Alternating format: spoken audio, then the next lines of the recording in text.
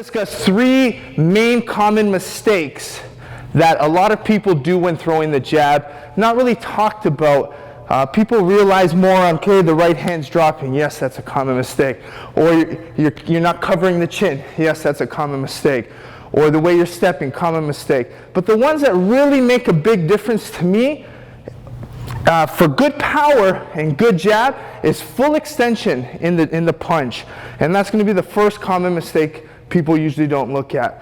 When they are jabbing, they jab short. And that's because they don't know range and distance yet. So you need to make sure when you punch, you have full extension. And what full extensions means is that your punch and your arm ends straight. You don't want to be punching too short. Remember, this is the basic jab. This has to be your perfect, clean, technical jab. So we're going to focus on full extension. So really focus on getting that elbow nice and straight. So if the target is close, I'm not jamming my punch. I'll create my space in my footwork in order to allow me to get full extension in my jab. The second is the return of the jab. Now that you've hit, I see a lot of people bring this hand looping down back to their head. So hit, looping down, hit, looping down. We want to be able to hit impact, straight line back. A jab is a very linear strike, so you want to be able to punch straight and return straight. I want to take out that loop. All right, so that first mistake we're talking about is the elbow coming up. Very simple drill in order to improve the elbow staying in. Stand against the wall. If you have your shoulder against the wall this way, you can't really lift your elbow up. So it's a good way of forcing yourself to keep the elbow in. Another way you can do it, and I do this a lot with mitts, I get my fighters to punch vertical. So when you punch vertical, it forces the elbow to stay in. So the flight path is very linear rather than coming out with the elbow. Because at the end of it, it's only the last 2 inches you want to turn the punch over.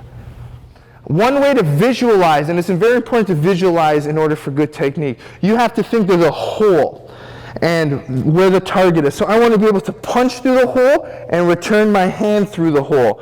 So if I'm punching through the hole, it needs to return through the hole. If I punch down, I'm exiting and breaking my circle. So through and right back. The third mistake for the punch is going to be impact versus push.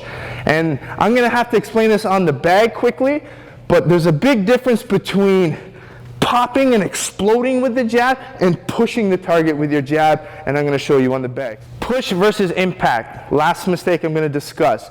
A lot of people feel if this is the bag, I have to really move the bag, and that's what forces people to punch, to push their punch. So they'll jab and they want to push.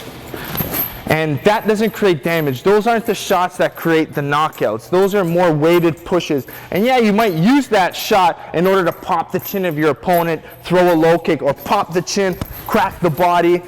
I could double and stiffen it. It's an aspect you can use, but for the basic jab, I'm looking for impact.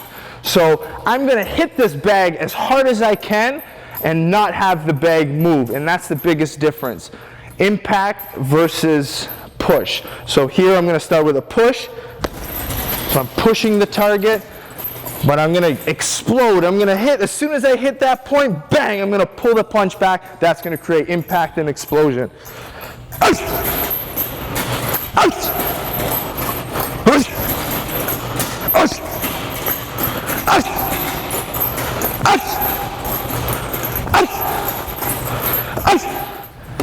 Here's another variation you can do on the bag.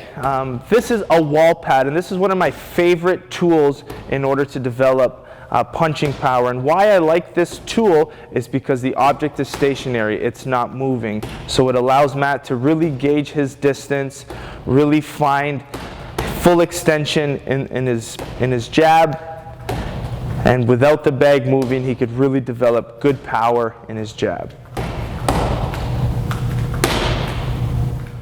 Okay, just so many different ways to work the same target. I just gave you 2 different bags you can use. Now we're just going to do different pads because it's the most traditional way to do it. Here we're going to use tie pads, which is a bigger target. For a beginner, it's easier to use larger pads because it's less likely you're going to miss. So Matt's using the tie pads. We're just going to do some jabbing.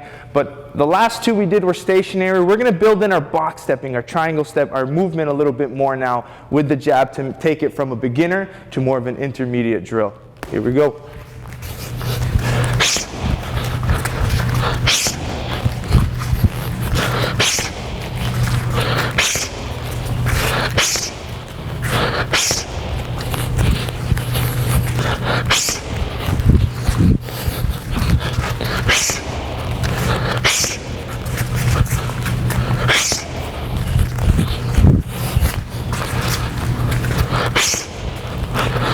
There you go, one simple way. Troy's gonna come in right now. Just another tool we've been playing with. If you listen to the question and answer, people ask why I like the punching target and the punching shield. It's because it's big, it has a little target for me to hit, and very easy for my pad holder to hold. Same kind of concept. This is a good tool to work power with single punches. We're working the jab, perfect tool.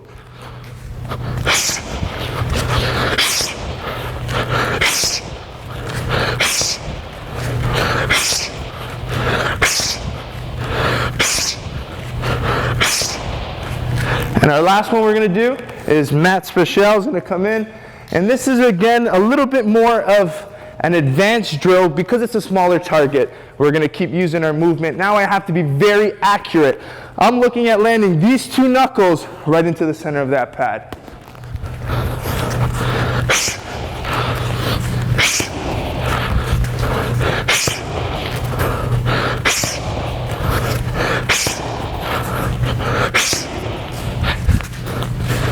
And if I feel my elbow coming up, the quick adjustment, I punch vertical.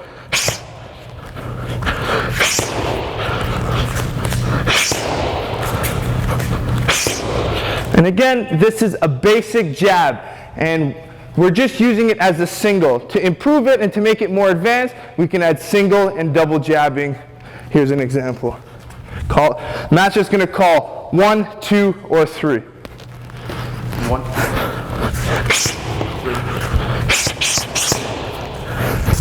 2,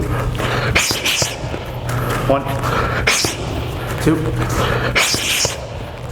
2, 1,